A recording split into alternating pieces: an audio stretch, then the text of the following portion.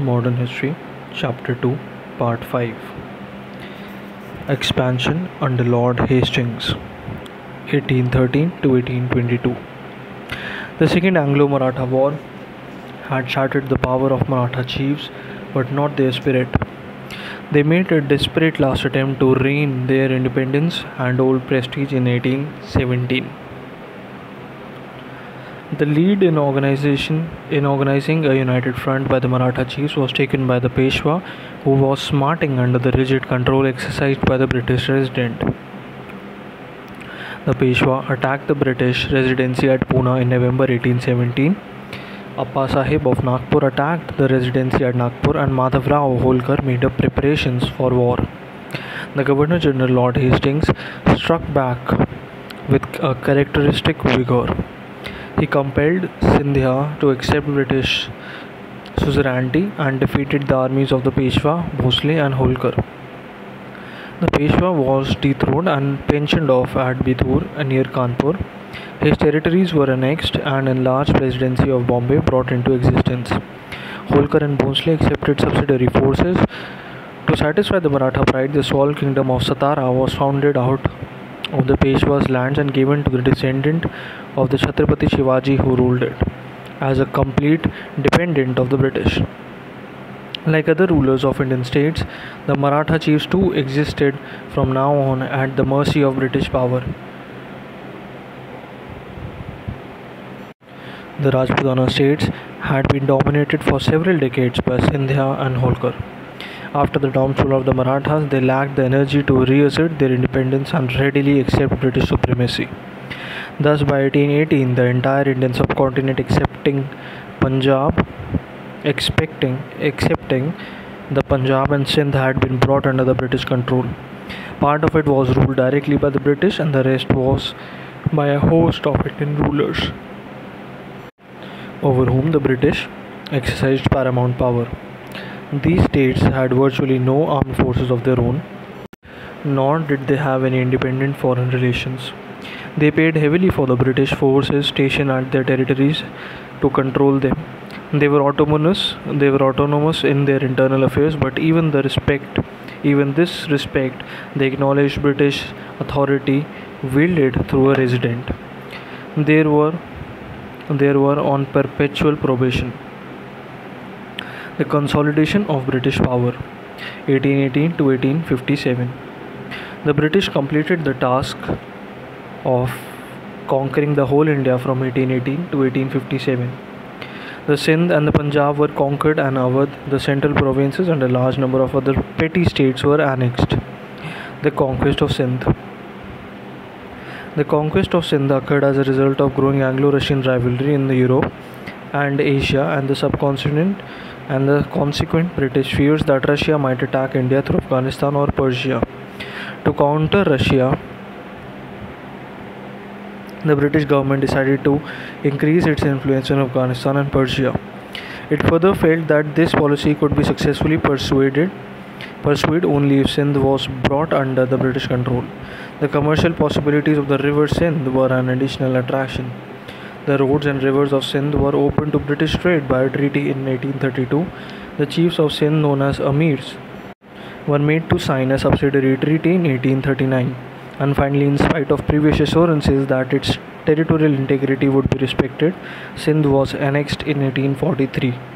After a brief campaign by Sir Charles Napier, who had earlier written in his diary, "We have no right to seize Sindh, yet we shall do so, and a very advantageous, useful human piece of rascality it will be." He received 7 lakhs of rupees as prize money for accomplishing the task. The conquest of Punjab. The death of Maharaja Ranjit Singh in June 1839 was followed by a political instability and rapid changes of the government in Punjab. Selfish and corrupt leaders came to the front. Ultimately, power fell in the hands of the brave and patriotic but utterly indisciplined army. This led the British to look greedily across the Satluj upon the land of 5 rivers, even though they had signed a treaty of perpetual friendship with Ranjit Singh in 1809. Punjab army let itself be provoked by warlike actions of the British, and their intrigues with the corrupt chiefs of the Punjab. In the autumn of 1845, news reached Punjab that boats designed to form bridges had been dispatched from Bombay to Firozpur on Satluj. Barracks for additional troops were built in the forward area near the additional regiments began to be dispatched to the frontier with Punjab. The Punjab army, now convinced that the British were determined to occupy Punjab, took countermeasures. When it heard in December that Lord Gough, the commander-in-chief, and Lord Hastings, the governor-general, were marching towards Firozpur, it decided to strike war between the two, thus declared on 13 December 1845. The danger from the foreigner immediately united the Hindu and the Muslims and the Sikhs. The Punjab army fought heroically and with exemplary courage, but some of its leaders had already turned traitors. The Prime Minister, Raja Lal Singh, and the Commander-in-Chief, Misar Tej Singh, were secretly corresponding with the enemy. The Punjab army was forced to sign the humiliating Treaty of Lahore on 8th March 1846. The British annexed the Jalandhar Doab and handed over Jammu and Kashmir to Raja Gulab Singh Dogra for a cash payment of 5 million rupees.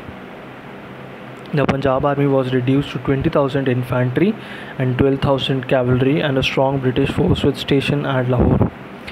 Later in 16 December 1846, another treaty was signed giving the British resident of Lahore full authority over all matters in every department of state.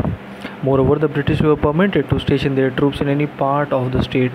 From now on, the British resident became the real ruler of Punjab, which lost its independence and became a vassal state. But the aggressively imperialized sections of British officialdom in India were still unsatisfied. They wanted to impose direct British rule over Punjab. Their opportunity came in 1848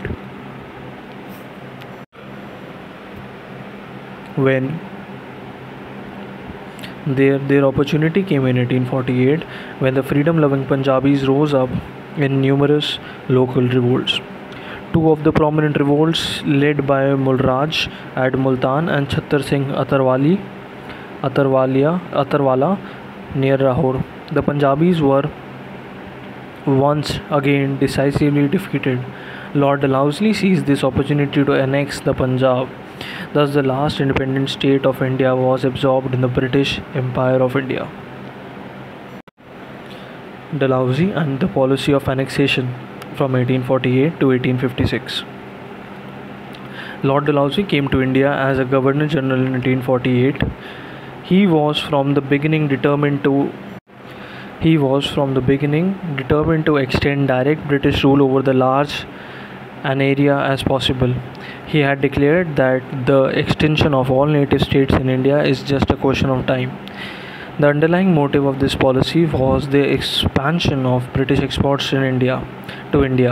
Dalhousie, in common with other aggressive imperialists, believed that the British exports to the native states of India were suffering because of the maladministration of these states by their Indian rulers.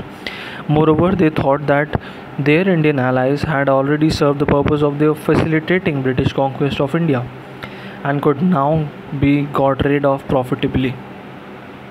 The chief instrument through which Lord Dalhousie implemented his policy of annexation was the doctrine of lapse.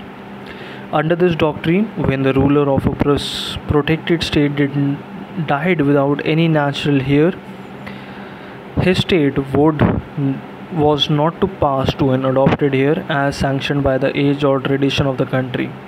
Instead, it will to be annexed to the British India unless the adaptation had been clearly approved earlier by the British authorities. Many states, including Satara in 1848 and Nagpur and Jhansi in 1854, were annexed by applying this doctrine.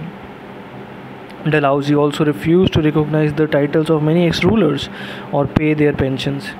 Thus, the titles of the Nawabs of the Carnatic and of Surat and the Raja of Tanjore were extinguished.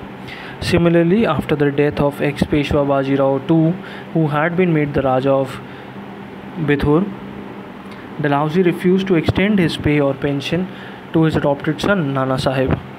Lord Dalhousie was always keen on annexing the kingdom of Awadh, but the task presented certain difficulties. For one, the Nawabs of Awadh had been British allies since the Battle of Buxar. Moreover, they had been most obedient to the British over the years. The Nawab of Awadh had many heirs and could not therefore be covered by the doctrine of lapse. Some other pretext had to be found for depriving him of his dominations. Finally, Lord Dalhousie hit upon the idea of alleviating the plight of the people of Awadh. Nawab Wajid Ali Shah was accused of having misgoverned his state and refusing to introduce reforms. His state was therefore annexed in 1856. Undoubtedly, the disintegration of the administration of Awadh was a painful reality for its people. The Nawabs of Awadh, like other princes of the day, were selfish rulers absorbed in self-indulgence who cared little for good administration or for the welfare of the people. But the responsibility of this state of affairs was in part that of the British, who had, least since 1801, controlled the indirectly governed Awadh. In reality, it was the immense potential of the Awadh as a market for Manchester goods which excited Dalhousie's greed and aroused his philanthropic feelings. And for similar reasons, to satisfy Britain's growing demand for raw cotton, Dalhousie took away the cotton producing province of Berar from the Nizam in 1853. It needs to be clearly understood that the question of the maintenance or annexation of native states was of no great relevance at this time.